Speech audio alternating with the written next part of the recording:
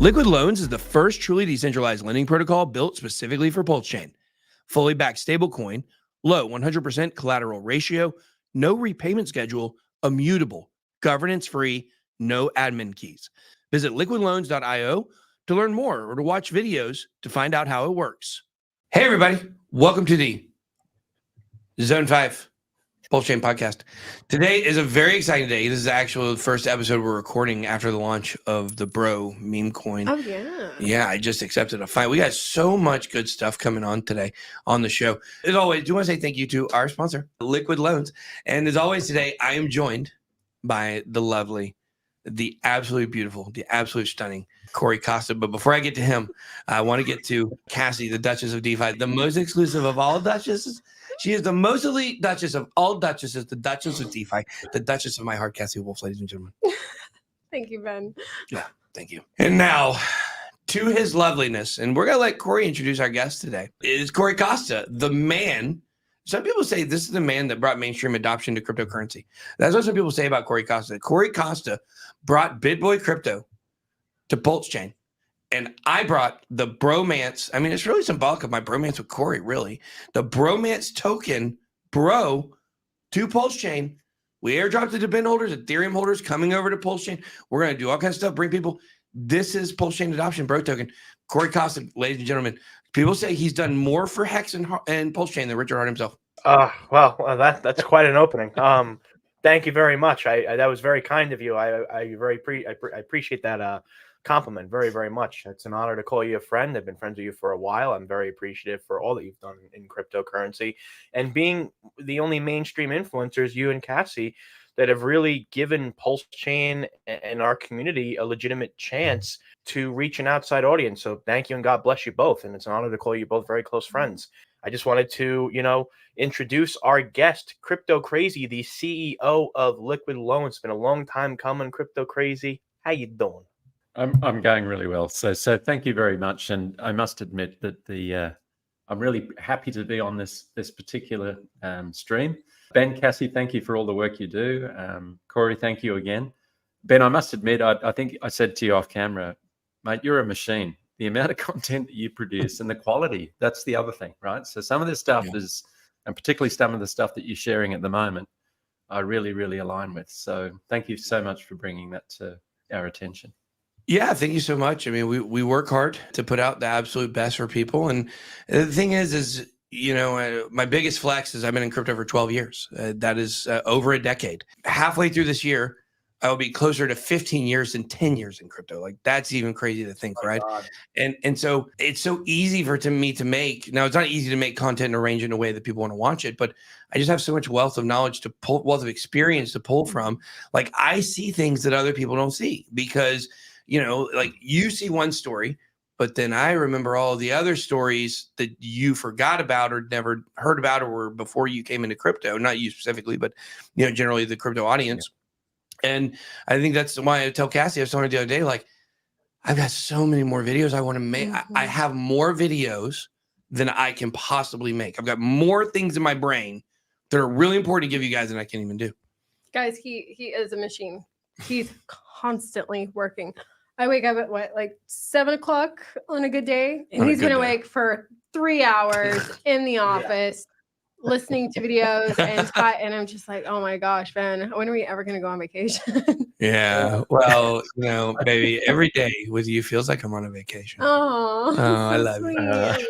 I've been saying it. Ben does not belong in Georgia, man. He belongs in the Big Apple where we don't sleep. Well, we have some cool stuff. By the time this actually posts, I believe probably people will already see. We're going to New York City this week or next weekend. And we're going to film some really cool stuff for my boxing match. So I did accept a fight. So I am fighting on June 15th in London, in the O2 Arena. And I'm super excited about it on the main event. And going to go and I don't know what this guy's name is. I don't even care. I call him Glass Joe. This guy I'm going to knock out. So guaranteed knockout for sure. But I'm not going to call the round yet. I might. But, I'm sure he's a nice guy, but he's gonna have another loss on his record. So excited about that, too. Yeah, I'm excited, too. How do Yeah. How do you fit it all in, mate? That's what I'd like to know. Well, it's been a struggle, and there's been a lot of things that I've let slip because I've been having to do so much. Because what you have to understand is I'm finally hitting my groove right now, but it was finding the type of content I wanted to create, the format that I needed to create to kind of re-engage with the audience was the most difficult thing. Now I've got that figured out, and now it's the thing I do better than anybody else in any other industry. It doesn't matter where I'm at. I'm a scaler. Like, I can scale. If I get something that works, I can make it like that. And so, right now I'm at a spot where I'm at a point where, okay, now I know what I'm doing. I've got to catch up on the things that I dropped, which are things that Cassie's taken over as the CEO of BitBoy Crypto, which is like the website and funnels and affiliate links and making sure we're, getting value with the videos we're putting out. So she's taken that off my plate, and I actually feel freer than ever. Like, I actually feel like, very soon I'm going to be able to breathe for the first time in a year, basically.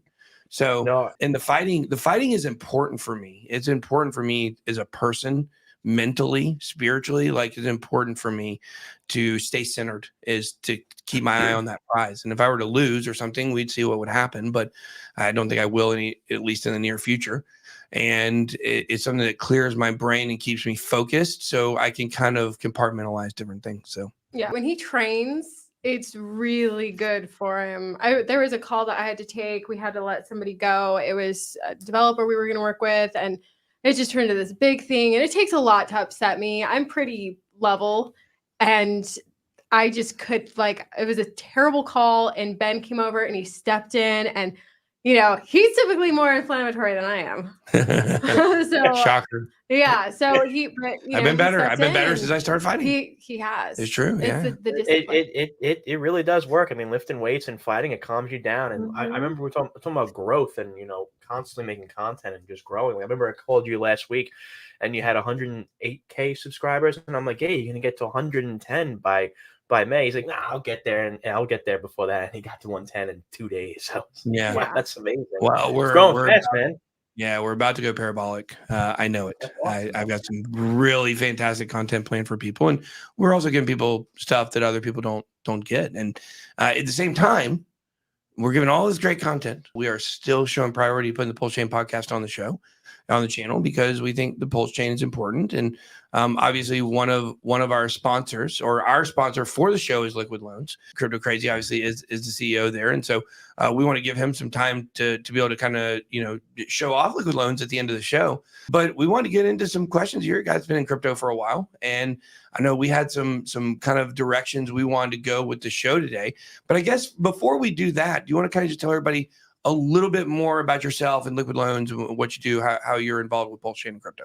Yeah, sure. So I'm one of the co-founders. The other co-founder is Scottish Dave, who I think you've met as well. Right. But probably going back when Pulse Chain was sort of coming online, I mean, I had an interest in DeFi. I have a financial background, had worked in TradFi in the past, and sort of felt that DeFi was the way forward.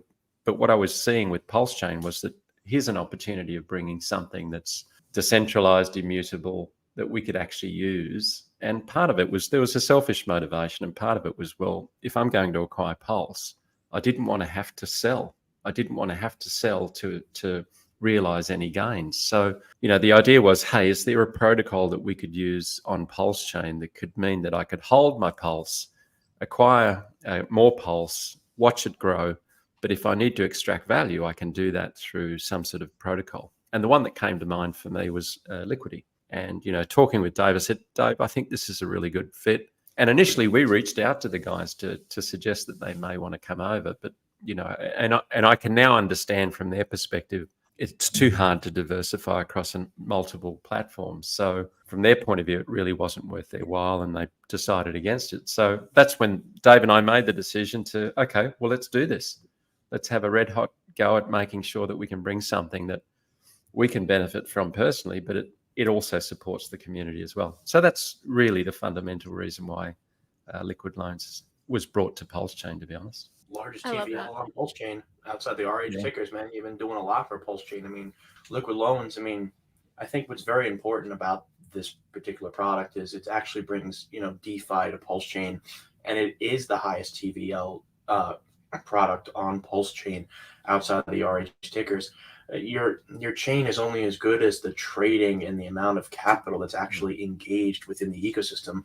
And without liquid loans, I mean, that liquid loans has played a pivotal role, at least in my opinion, in bringing TVL into Pulse Chain. So I got to tip my hat off. I've been supporting these guys since I first entered the ecosystem in October of 2021. So thank you, Corey.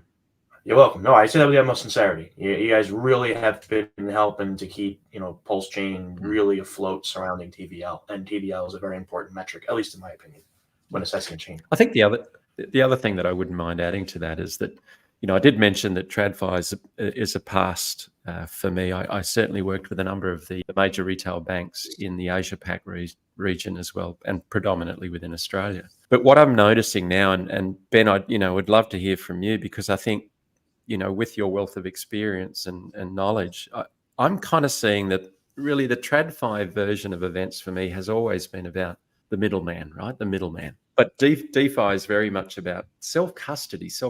But however, there's a transition period, right? So, and I kind of feel like we should be working with the likes of private equity, hedge fund managers, these guys that probably need to start thinking about an allocation towards crypto of some description.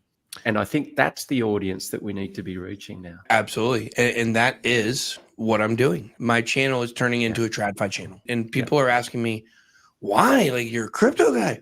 Yes, I am a crypto guy, and I will always be a crypto guy. TradFi is coming to crypto. They're coming here. Like, we're not going there. They're coming here. So we have to make it conducive for them to want to come here, to keep their interest. Like, they probably don't want to hear about the latest Polkadot parachain failure. Like, they don't care about that, right? So they want to hear about what's, different things. And that's what I'm opening up to. And I'm having some videos that don't mention crypto at all, other than maybe a CBDC or, something in some of those videos. But I think that right here, we have a very important question to ask. And that question is, how deep down the rabbit hole do we want to go here? Do we want to play kumbaya here and just answer questions, or do we want to talk about what's really going on and what's reality for this stuff? Because what I'm learning is reality is a lot different than what we're being told it is. And it's very important how this stuff crosses over with crypto. So if we want to go there, we can. I don't know. Do we want to go there? I think, look, I think so from my point of view, there's a narrative that's running at the moment that potentially Bitcoin's a Trojan horse for the CBDC platform, right? So, I agree.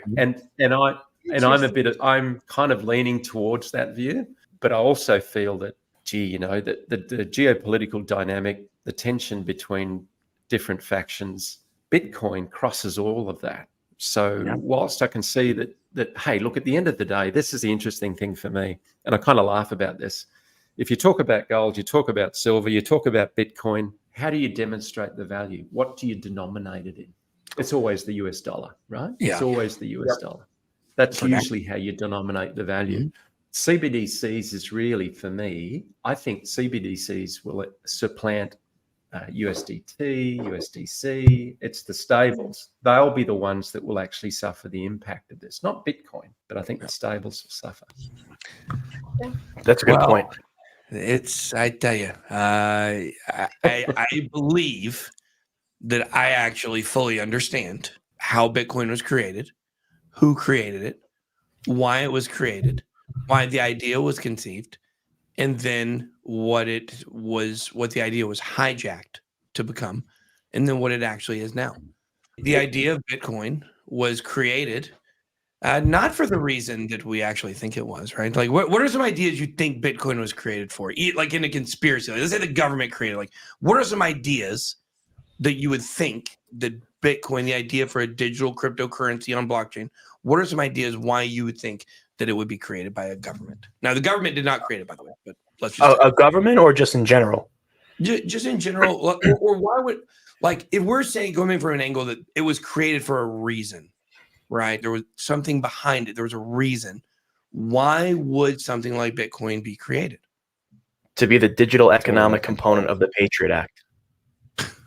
Money to be the digital economic component of the Patriot Act. Well, it was created a long time. The idea was created a long time before the Patriot Act, my friend. Of course, the Patriot Act idea was created a long time before the Patriot Act was actually enacted, I'm sure. I would be very interested in when that idea started. But the point is actually much more simple than that. It's why is anything created? Money. The original idea for cryptocurrency, for Bitcoin, was to be able to create money. You go back to 1971 and we get off the gold standard, right? And very quickly, anyone who had any economic background could look at what was happening there and within a few years say, holy shit, this is bad, right? We have no gold standard. You go to the website, WTF happened in 1971.com. Go look at it. You will see almost every financial chart in America that was bad went whoop after 1971. Interesting. Wages haven't increased basically at all. Like they've gone flatlined. And then, cost of living has gone like this. The Canadian real estate market, like all these things, right? After 1971 started occurring. And so this idea that we can create something digital and now we don't have to have paper to print something. Now we can do it digitally. We can create as much and we can generate as much as we need to generate all the time. Not even thinking about how down the road that would even affect inflation there too. So the point is that I've been told, and I believe that this is why Bitcoin was created, was to make money originally. Then over time, this idea got hijacked to become now aimed at the one world currency. I call them the Both Children family. Their name rhymes with Bothschild. That family right there, through the Economist magazine and their goal with the one global currency, through all their networks, like you guys understand that they are the Council for Foreign Relations. They are Reuters, right? Like that's who the Rothschild family, that's who they are. They own these apparatuses. This is not a conspiracy. This is real. The Economist magazine, the editor was Evelyn Dale Rothschild in 1988 when they put out the famous Economist magazine that had the one world currency on it. Thank you to Liquid Loans, the sponsor of the Zone 5 podcast. With Liquid Loans, you never have to sell your pulse. #never selling. With liquidloans.io, never selling is more than just a meme. It's actually kind of possible. So if you've ever wanted to have your Lambo and drive it too, then start your zero interest-free loan journey today. Liquidloans.io. And so we can sit here and we can talk about why Bitcoin was created, why it has been hijacked, right? What now it is used for is a transitional time for people to get used to tokenization, is everyone's assets are placed on a blockchain that is actually a trap for us. And now all of our assets are on something that the government can see. And now taxes, you can't hide taxes now. They come out automatically, right? Yep. So you start seeing that this is the plan. This is what's going on. I feel like my job is to help people transition into this. This is all coming. Get ready for it. This is all coming. It's coming very quickly, faster, so fast it'll make your head spin. I think that one of the challenges that you flagged is, people initially when they looked at Bitcoin, they looked at it as an option that was outside the system, right? Mm-hmm. That's the challenge. That's the underlying issue. So if Bitcoin is not really outside the system, then okay, what are the alternatives? And if you think about people like, I really like this lady, her name's Lynette Zhang. She is amazing, yeah. So she pushes the whole, let's get some gold, let's get some silver, get out of the system. She's not convinced that Bitcoin's outside the system.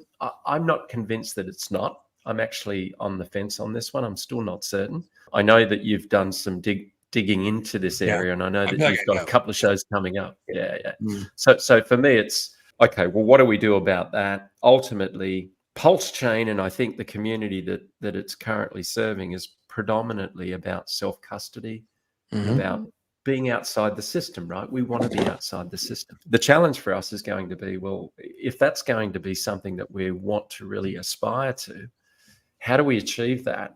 And the things that for me that are possibly, Richard's flagged a couple of things. I think he's focused around censorship resistance. He's introduced a couple of mechanisms to ensure that we can bypass some of that. But the thing that's missing for me that I'm wondering whether Richard's thinking about is privacy. So how do we reintroduce privacy into, for example, Pulse Chain to enable us to transact without the overwatch, right? And that's the concern. So if we are no longer outside the system, how do we ensure that we can be outside the system? Agreed. I think the zeitgeist of cryptocurrency, specifically Bitcoin in this case, you started really seeing the advent of TradFi and DeFi becoming one around 2019, 2020, last bull market was very telling because a lot of CeFi masqueraded as DeFi. And we learned a lot by what happened with FTX, what happened with, Genesis Lending, what happened with BlockFi. We saw how all of these centralized entities that masqueraded as DeFi collapsed. And we realized that, holy shit, CeFi is masquerading itself as DeFi and people are falling for this. So that's literally what we have seen over the last couple of years. And I do believe that, unfortunately, one of the reasons why this is the case is actually because of human nature. I believe human beings, I think we can all agree on this, are naturally hierarchical in structure. This is why anarchy never works. This is why government has to be in place. Is human beings have a natural state of hierarchy. When you look at different blockchains, there is almost always a figurehead. We have a figurehead in Binance, well, CZ, same thing in Cardano, same thing in Ethereum, same thing in Pulse Chain. And I guess the main question is, if TradFi is a hierarchical structure coming into a space that's supposed to champion equity and equality without hierarchy, how do we then appeal to the opposite of our nature, which is basically not adhering to a hierarchy? In this case, whether it be not adhering to the figureheads of each chain that have played a fundamental role in the price movements, in the oversight of a chain. These are legitimate questions that need to be asked no matter what chain you're on. Yeah, that was the smartest question I've ever heard in my life. I didn't understand it. Cassie, I'm gonna let you answer it. That was an incredible question. I think that's a great question. And that's something that we've kind of talked about with TradFi getting involved, and they're kind of coming over and they're looking at chains. It's like, it's still very degen, crypto Twitter. It's not clean the way TradFi would, prefer. And we actually watched an interview today with, I think he was the manager of the asset division at Franklin Templeton, which I think their fund is like $1.3 trillion. They're building on SWI. And so I think the answer there, it comes down to the team. The team behind SWI, Miston Labs, came over from Facebook. They built Libra and then they split up, there's a team that went to Aptos and then there's the team that went to SWI. And their corporate team, decades of experience from Apple, Microsoft, and they have those refined, think of all the little details, customer experience, and that's just something that's been missing. That is missing in crypto. Absolutely. Yeah, I agree. And I think that there are some places that do it better. And I want to do a screen share in a little bit. I want you to check out Liquid Loans. But I think that really here's what we have to understand is that you can't live every moment of your life in the rabbit hole, right? You can't live every moment in your life making decisions based on what some Austrian family is doing, right? You can't do that. However, I would tell people to understand that we are going to a very dark place in America, I believe, very soon. I think in the next 6 years. And I think that what we all have to do and concentrate on, TradFi, crypto, all of us, is taking advantage of this bull run of being early into crypto, being early into Pulse Chain, early into Pulse Network, being early to things, because we still are. It doesn't feel like it sometimes. I get it. But in a year from now, this time people are going to be like, you were so early, right? To take advantage and make as much money as you can to give yourself options to protect yourself and your family financially in the future. And I think that's what people need to do and need to understand right now is there's a mixed message of let's get that moon, let's get that Lambo, along with guys, this is getting really bad. You might want to learn this stuff because this might be our only way out. I almost don't think there is a way out, guys. I'm going to be really honest with you guys. I think it's very bleak. I think it's very bleak. And I think this own nothing and be happy by the World Economic Forum, guys, that's coming. That's real. It's coming. You can't stop it. We cannot stop it. Nobody can stop this. The best thing you can do is try to make as much money as you can to give yourself options to be able maybe to be one of the people that gets to have and have not. Sorry, that's it. I agree. No, I agree. How many things are subscription based now? Literally everything. Literally everything is subscription based. And when you look at the housing market right now, when you look at what you alluded to before, the wage stagnation, my generation, it's very difficult to be able to buy a home. My friend is getting married in a month. The one you met at the dinner, and he was looking for houses. that were around 550, 600 grand where we're at. And these people were bidding 100 grand higher than these houses. And the banks are giving these people loans when they don't have the cash to buy it. And it's just baffling to me that after COVID, these prices have skyrocketed. And I think COVID was utilized as a means to a financial end to skyrocket prices as well. I mean, we haven't seen prices go down back to pre-COVID, and it's been 5 years since COVID has. We also haven't seen the quality of service at places or consistency go back up. And everything closes at 10 p.m. now. Exactly. I'm telling you guys, it's coming and it's bad. It's coming and it's bad. COVID was a direct plan from China and Russia to ruin our country. If that is not clear to you today, years after it happened, looking at our economy and looking at the BRICS nations turning the barrels of the gun back on us, if you don't see it, you have no hope. You're going to be dead in 6 months when this stuff happens. You have no hope if you can't see that. If we take that view, Ben, and I can understand the motivation or the why we would go down that path. We can't control what we can't control, but we can control how we respond, right? Absolutely. And I look at this and I think, okay, what's the next opportunity? I actually do still feel, you've flagged it earlier, TradFi is coming to us. But here's the thing, TradFi and the mentality and effectively what turns that particular audience on isn't what's currently what we see in crypto. Right. So, and I'd like to think that how we represent ourselves, and this is Liquid Loans, Dave and myself and the team behind us, how we represent us is more TradFi than traditional crypto, right? And that's deliberate. It's deliberate because we need to introduce these people into this environment. Yes. And then they're comfortable. The reason why they go for the Bitcoin ETFs is because they feel a sense of comfort. There's a regulatory sort of feeling to it. It's the comfort factor. So ultimately, it's a confidence game. This whole play, whether it's TradFi or DeFi, is a confidence game. And I believe that confidence comes from doing something well and performing well.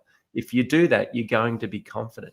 We need to reach TradFi in that way, not the way that we currently see where people are bickering and fighting and carrying on like school kids.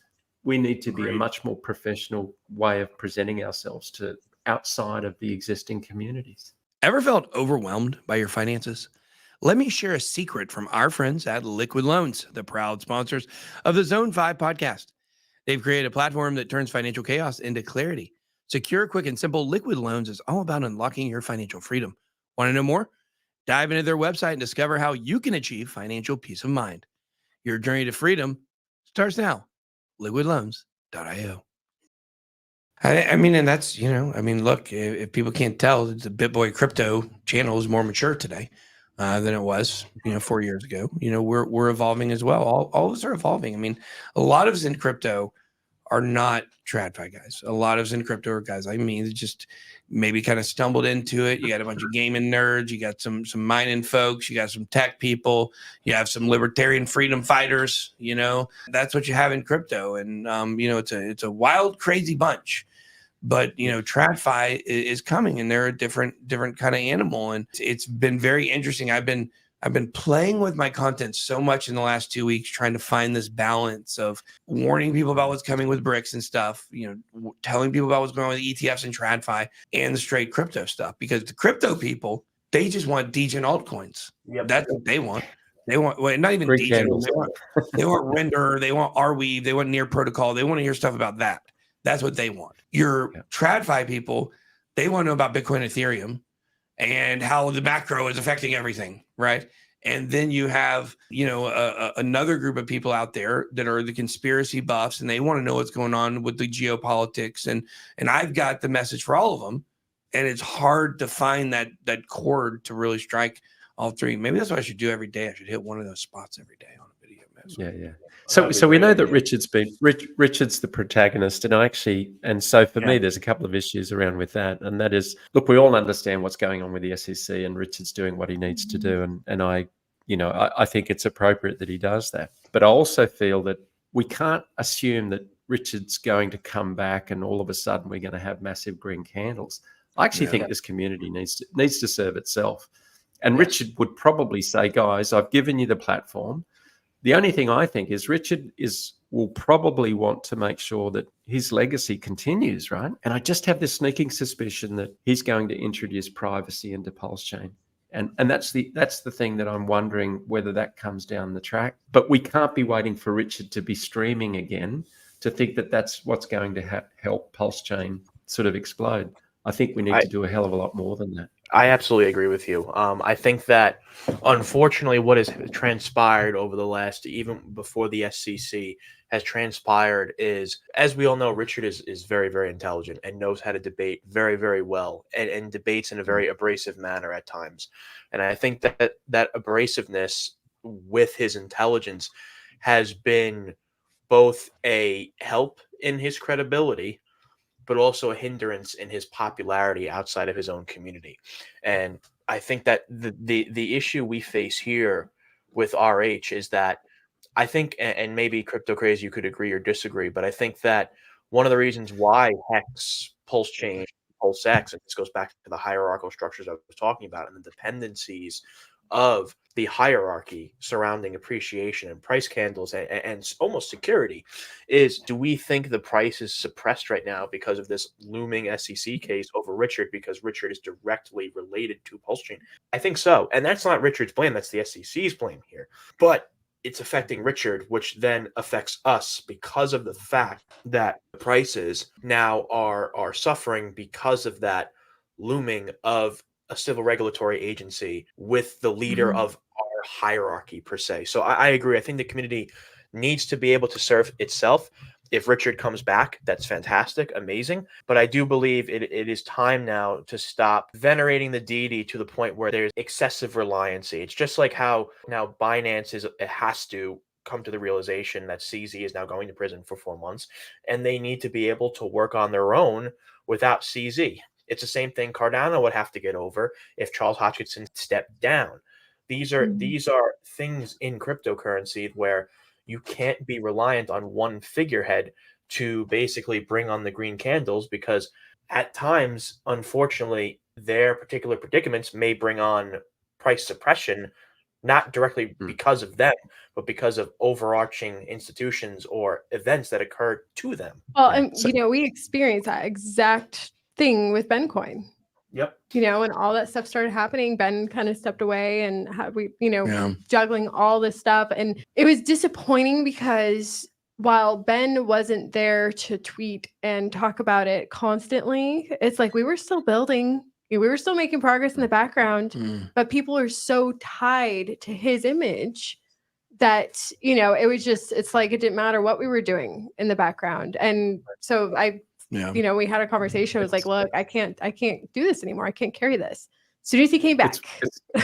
It's one of the biggest challenges that you have, I think, in that space. And again, Corey, you're correct. Richard Hart, obviously the centerpiece of Pulse Chain. Ben, obviously you're the figurehead for what you're doing. But if you think about the way TradFi invests, for example, the people investing in TradFi say something like, hey, I want a return. I want a return of X. What can you get?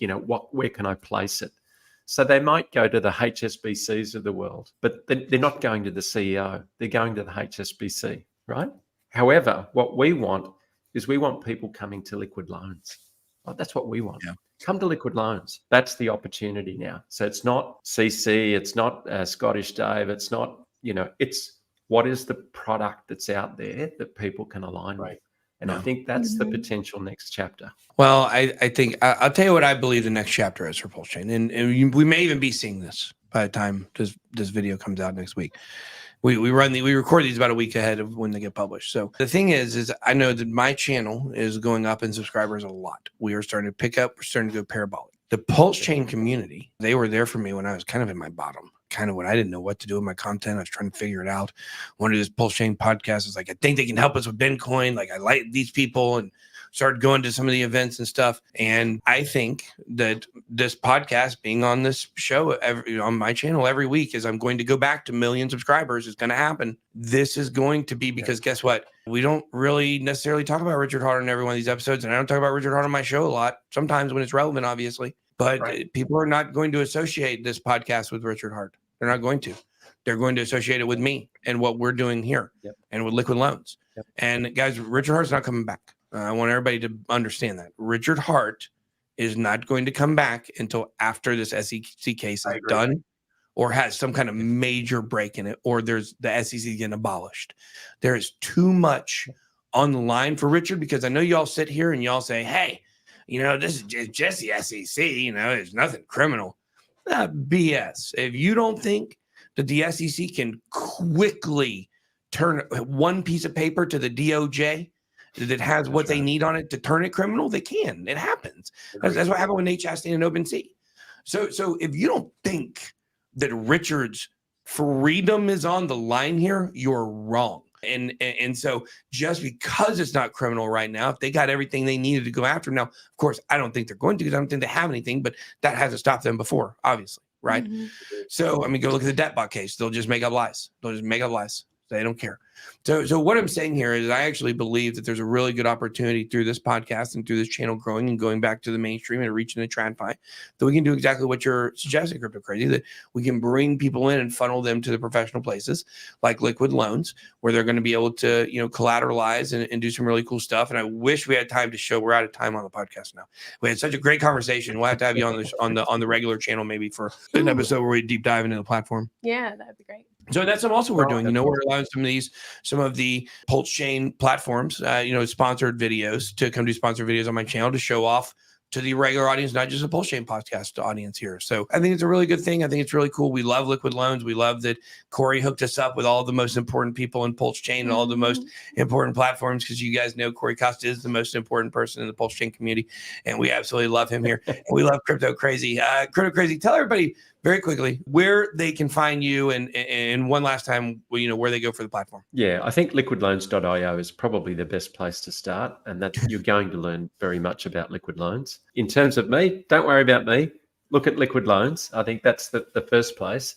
The other thing that I would like to call out is that whilst we've got a very good handle on how to educate and inspire, and a lot of the content that's on that site does that, we're building something similar for Pulse Chain. We know that there's some content out there. We'll be linking that, but we kind of need that calling card, right? We need something that we can promote every aspect of Pulse Chain, but doing it in a very polished, professional way.